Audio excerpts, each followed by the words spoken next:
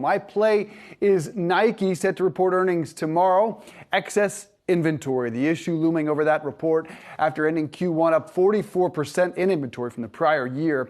The result, a likely hit to margins after widespread markdowns at Nike. Said Morgan Stanley, quote, "We expect Nike likely takes advantage of potentially stronger than expected North American sportswear demand to clear through excess apparel inventory." So they're a little bit upbeat there.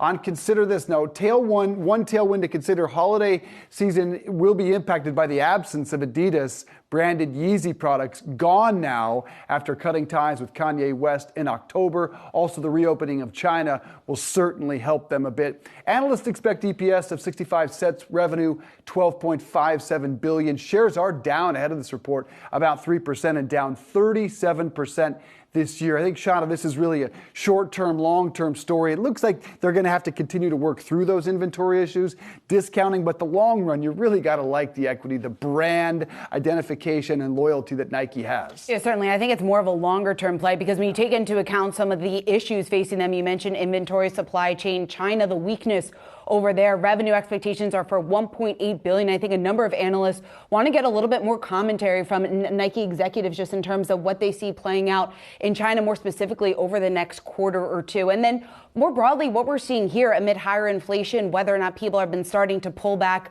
on spending. Any early reads that we're getting of the holiday season, I think, could potentially really move this name tomorrow night. I think you mentioned the fact that it's such a great franchise, and here, as we head into the holiday quarter, what's going to happen here? What do they see coming up? I think that's going to be good to hear, too. Yeah, certainly it will be a name to watch.